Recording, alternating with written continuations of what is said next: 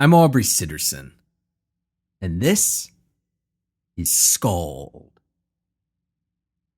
You're listening to the only story that matters. This is oral storytelling in its most distilled form, in its purest essence.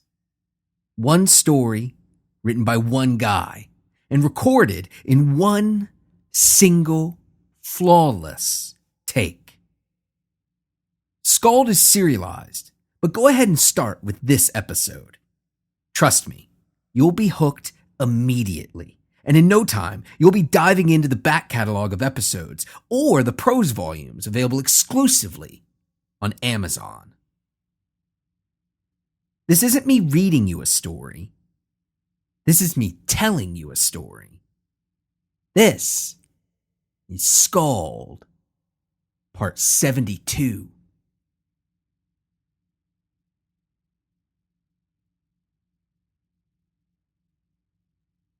It had been a lifetime since Master Ho had faced such a challenge. He would have had to think back to his childhood, to the cruel tutelage of his white-haired teacher, to the daily beatings he endured, that he suffered through, all in the hope that one day he too could wield such power in his fists, in his feet, in his very soul.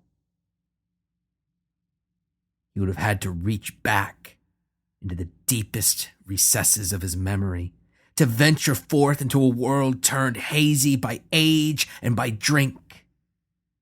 He would have had to focus, to think hard upon the many years gone by.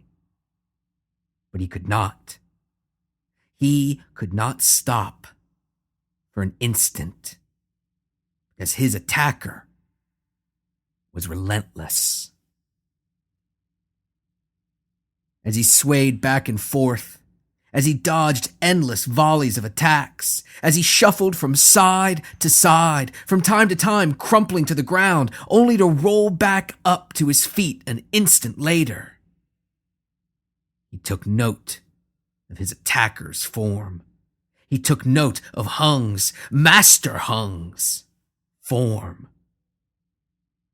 As ever, Hung used his prodigious bulk, that meaty midsection, that low center of gravity. It was an integral part of his stratagem, and he made to use it to bowl Ho over, to knock him to the ground, not in the willful, seemingly submissive position that Ho repeatedly took of his own volition, but in a cowering, fearful heap, ready to be trampled under those clawed feet, glistening at the end of Hung's long, skeletal limbs.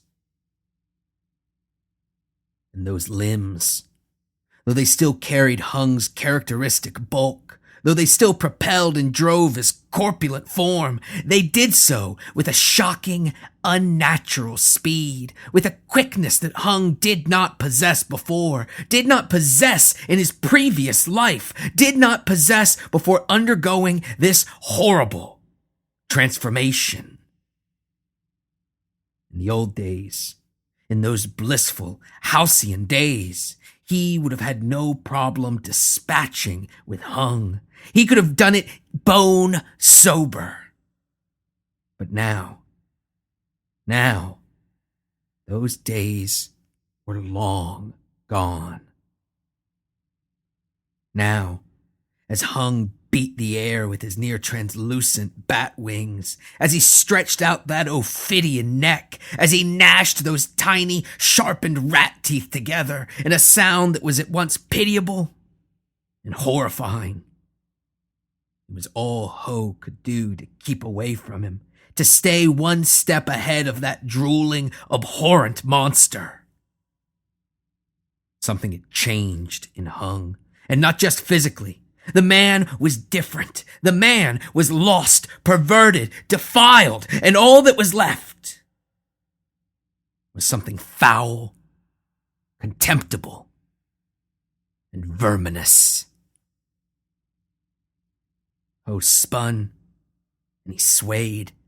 He sat, sprawled, and stood once again. He evaded, narrowly, every strike that came his way, every blow that Hung's corpulent form sent flying at him. But in all of that dodging, in all of that dancing, in all of the time spent avoiding those claws, those attacks, those gnashing, horrible teeth, out of which fell indecipherable curses and blasphemies, Ho was left with no time to issue forth attacks of his own, with no time to become the maelstrom of blows he knew that he could still invoke, with no time to let loose the distracting strike or the mercy blow. He couldn't keep it up forever. His style, his 8-armed technique, it wasn't as exhausting, it wasn't as demanding as a more traditional fighting style. But that unpredictable flailing, that falling and rewriting of the body, it was not without a cost, a concrete expense. It was not without a drain on his reserves of energy, the ones he felt steadily flagging, steadily lowering at a rate commensurate with his rising sobriety. As far as Ho could tell, Hung was tireless. Hung was an engine of hate and rage, the likes of which his previous existence, his human existence, had always hinted at, but never fully achieved, never fully embraced. And as such, in keeping with his new, unnatural form, Hung threw haymaker blow after haymaker blow, never stopping, never pausing, never tiring, never altering the awful, wet, wheezing noises that emanated from his mouth as those jagged, tiny little teeth cut into the scar tissue that surrounded his drooling jaws. If Ho was to survive, if he was to continue on his mission, if he was to find the vermin prince, if he was to defeat this monster, this horrible detestation, then he couldn't simply dodge. He couldn't simply evade. He had to strike, and he had to strike soon, before he was deserted by his drunkenness, before he was abandoned by the ecstasy of intoxication. He knew better. He knew that he should wait for an opening, a true opening. He knew that without the distracting strike, that it would be useless, ineffectual, less than worthless. It would have been actually damaging, that any attack he attempted, even though he delivered it superbly, exquisitely, that it wouldn't be a mercy blow at all. He knew all this. He knew it in his very bones, the ones that now ached from his repeated flops upon that filthy ground. He knew it. But he did it anyway.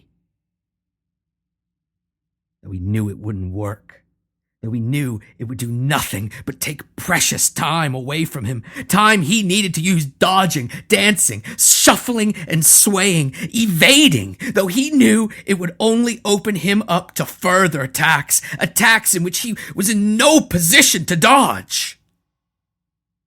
He did it anyway. He lashed out. He struck. He shot a palm forward, doing his best to summon up the 8-armed star, the one that presided over all of his most besotted visions. He shot his arm out, forcing the heel of his palm directly toward Hung's chest, an educated guess at where his solar plexus would be on that deformed abdomen. He made a frantic, foolish effort, one he regretted even as he decided to do it. And as he did, Hung simply leaned in, absorbing the attack in his soft, gelatinous shoulder, forcing Ho off balance. And as Ho staggered, not under the illusion of a loss of control, but in the complete absence of it, with no way to stop the world from spinning or even to catch up with its gyrations, Hung's claws flashed before his eyes. Fortunately, though it wasn't intentional, though it wasn't part of the random dance of evasion that came with Ho's intoxication, he was still, nonetheless, served well by his flailing, as Hung's claws narrowly missed his face, narrowly missed gouging out those flashing green fey eyes, and instead of blinding Ho, the monster's claws simply slashed across his torso, tearing apart the squalid rags he wore and slicing down to his sagging, wrinkled chest. As his chest burned, as he felt whatever filth carried upon Hung's claws begin to sink into his wounds, Ho knew just how dire a mistake he had made. As he struggled to take back up his arrhythmic dancing, as he fought to start swaying, not where Hung wouldn't expect him, but where Hung knew he wouldn't be, as he strived and failed to affect the easy, casual look and countenance that his style advised, he was buffeted by blows. Hung attacked him again and again. None were distracting strikes. None were mercy blows. No, Hung's style was never that refined, and it was even less so now. What his movements lacked in intricacy, what they lacked in delicacy, they more than made up for in viciousness. Hung attacked him again and again. Tireless, monstrous, he slashed and he slapped, he punched and he kicked, he kneed and he shoved, and it was all that Ho could do to stay standing, to not be driven to the ground, to not be brutally battered, utterly defeated. Ho was struck again and again, and there was precious little that he could do about it. He himself had attacked without an opening.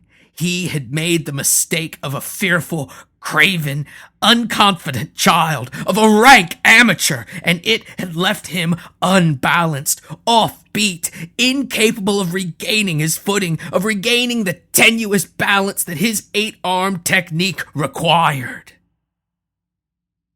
Ho was struck again and again. But that wasn't the worst of it. That was far from the worst of it. As he was struck again and again, as he exerted himself, desperate to stay away from Hung's attacks, as he panted and sweated, desperately to catch his breath, to fight back to a place of power.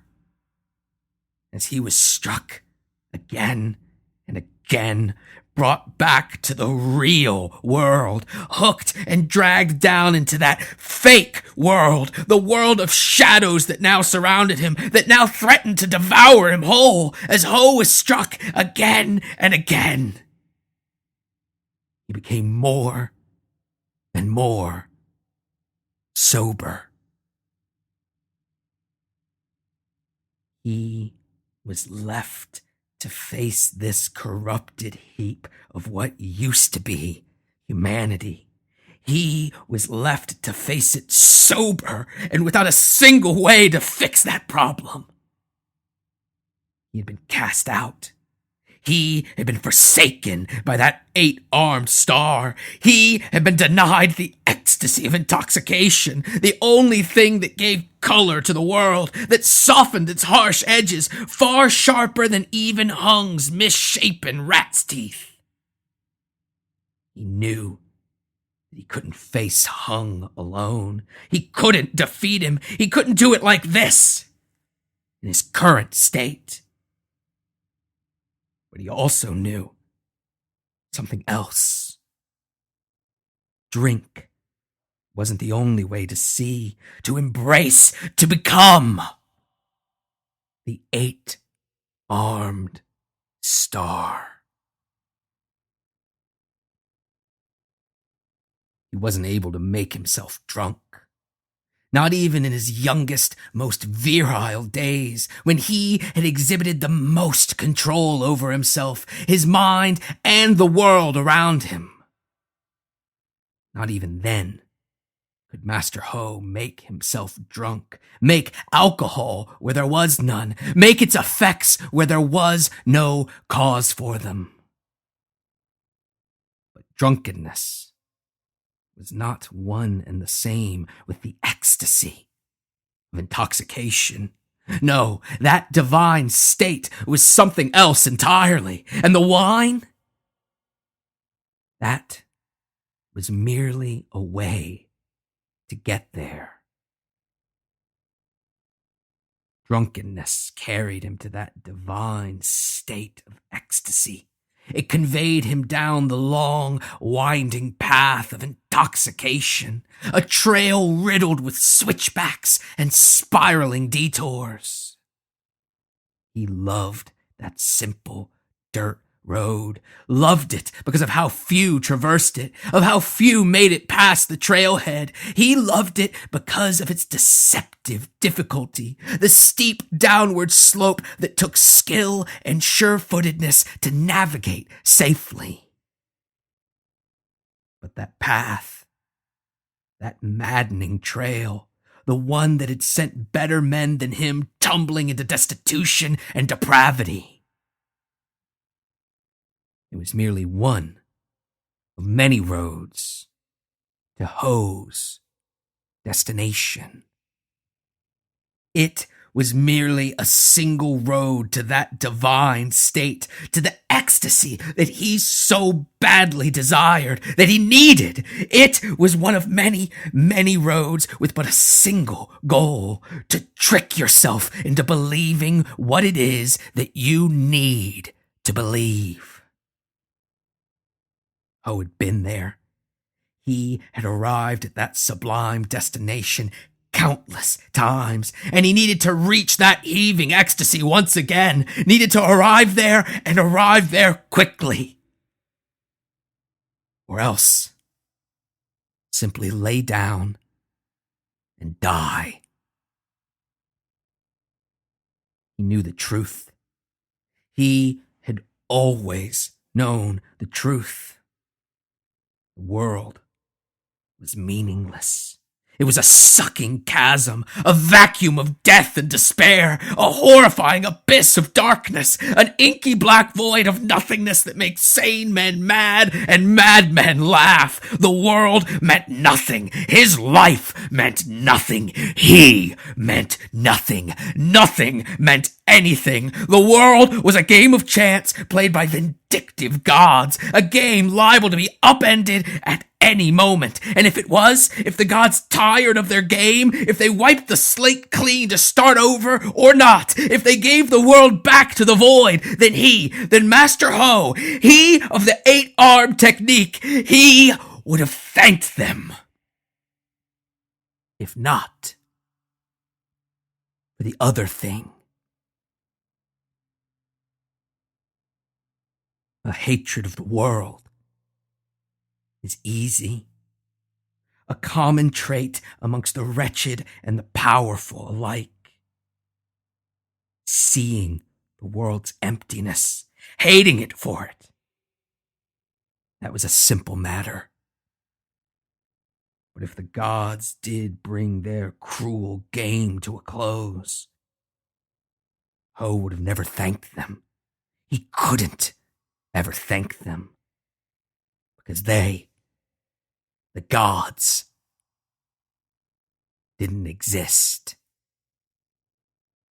There were no gods. There was no void. The world was all there was, and it was nothing but an aberration, a blip of shadows in an eternity of darkness. The world meant nothing. The heaving monstrosity that laid before him meant nothing. He meant nothing. The gods had never existed. The gods were merely shadows themselves, wretched creatures who took their agony out upon humanity like a sadistic child upon an anthill. He knew the truth. He had always known the truth. There were no gods. There was no eight-armed star. There was no ecstasy to be found in intoxication or anywhere else. He knew the truth, and it was that there was no truth. No truth beyond what he wanted there to be, what he commanded there to be, what he, in his mastery of the void, had carved out of the blackness, had summoned up from the depths of the abyss, and had,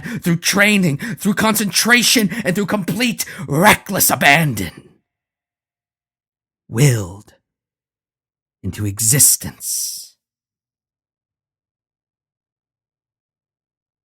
So as Ho was struck again and again, as he felt the blood trickle down from his forehead, coating his face in a sticky crimson mask of gore, as he tasted hot iron in his mouth, as the spot just behind his eyes flared in frustration, in impotence, in knowing that his demise was mere inches away, and worst of all, that he had flung himself directly into its path, not through inability, not through something outside of his control, but through cowardice, through stupidity, through his own foolish action. As Hung struck him again and again, Ho allowed that sharp, searing pain, like needles that drove down deep into his now glassy green eyes. He allowed it to grow, allowed it to devour him, to consume him from the inside out, and he allowed himself to enter a frenzy. His eyes blinked irregularly, quickly and slowly, blinked in a pattern that no man could see, but everyone could instinctively replicate. He began to stagger, wildly, not in the ecstasy of intoxication, not in a shallow attempt at dodging Hung's attacks, but in a stiff-legged palsy that overtook him as he gave in to that frenzy. A frenzy of activity, but not of action. A frenzy of mind. A frenzy of creation, of creating whole cloth something out of nothing. The purest act a human can undertake. The most important act. The only important act. A blasphemous act to create meaning where meaning can never exist. Hung struck him again and again, and then, soon enough, he was successful. Hung, that vicious monster, had succeeded. Ho's swaying couldn't save him. His staggering couldn't help him regain his feet. His spastic, blind dance could do nothing to prevent Hung's corpulent form from smashing into him, from driving him to the ground where he lay, face down, in the nameless filth that filled that still glowing cavern. But as his body faltered, as it quivered and shook in the muck in that vile ordure, his mind was struck by lightning. Not from without, because there was no without. There was no lightning there. There was no lightning anywhere except for that which Ho created, except for that which he called down from the void to strike his trembling mind and bring forth a spirit. To bring forth his spirit, to create his soul, to create something from nothing, to give meaning to an existence that was, by its very definition, meaningless.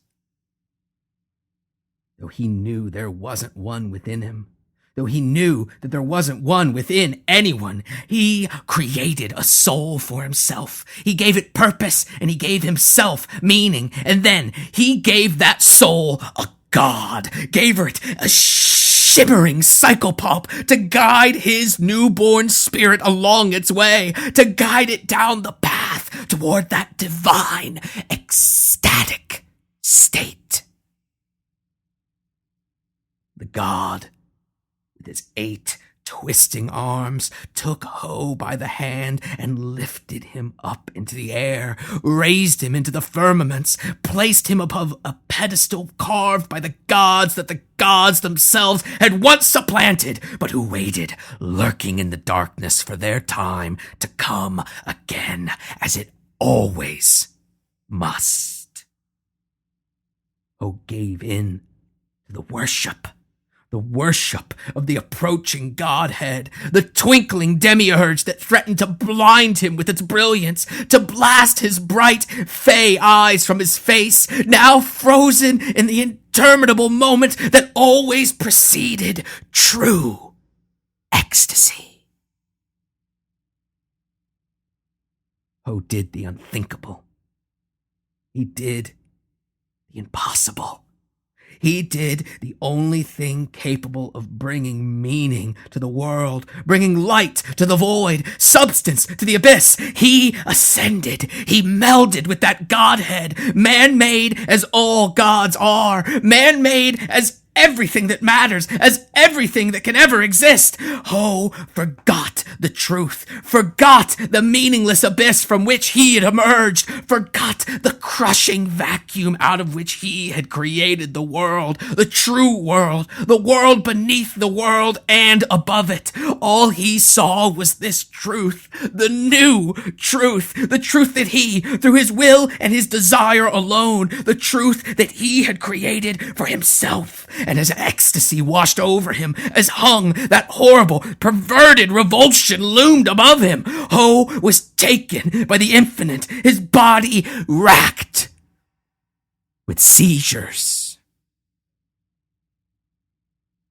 And as his body shook and spasmed violently, as his doom advanced upon him, as he created meaning, forcing Hung to stop, shocked, confused, and distracted by the state of his prey.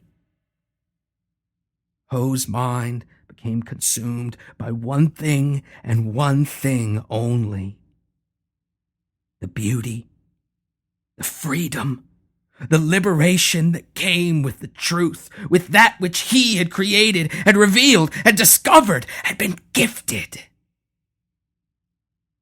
But he didn't think upon its origins. He didn't think where it came from. He thought only of the meaning it bestowed upon him. Baptized in the waters of recursive revelations, he became a true believer, a zealot, a righteous defender of this new faith, this new creation, this new meaning. He melded with it. He ascended. He triumphed, and in an act of blinding apotheosis, he became like unto a god himself. And then, having risen, he lashed out with the mercy blow.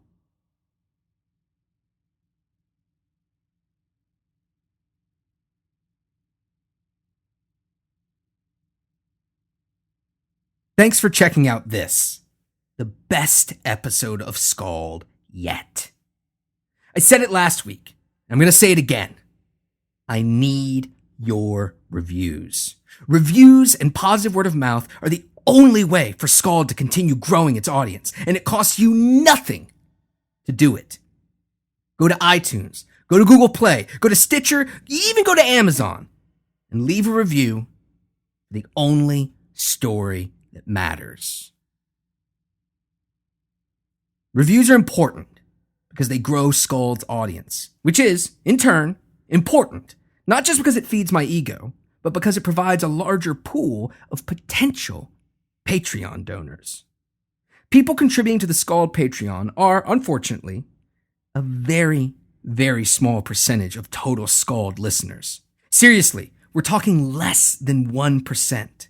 For every 100 of you that listen to and enjoy SKALD, maybe one of you has gone to patreon.com/SKALD and signed up to actually support the show, to ensure that I can keep doing this thing for the long haul. If that statistic horrifies you, if it bums you out, as it does me, if it makes you wonder why people are so unwilling to pay for good content they enjoy, then go to patreon.com/SKALD and sign up today. Even if you can't afford to contribute monetarily to SKALD, however, you can still help out. Do so by telling everyone you know about it and encouraging them to listen to the show. Tag me in your social media compliments so that I can shamelessly retweet them. I'm Aubrey Sitterson on practically everything. Or just head to aubreysitterson.com for links. Finally, we come to this, my weekly recommendation. For years, I'd heard about the fantasy work of Fritz Leiber, the author of the Fafhrd and the Grey Mouser stories. But as I always considered myself more of a brutal, weird, Robert E. Howard kind of guy, I just never gave him a chance. Recently, though, that changed, and I am kicking myself for having waited so long. They're more urban in nature, following a barbarian and a thief as they prowl around a fantasy city, looking for trouble and getting very, very, very drunk. It's well different from SKALD, but I think you'll dig them. Thanks for listening. I'll talk at you next week.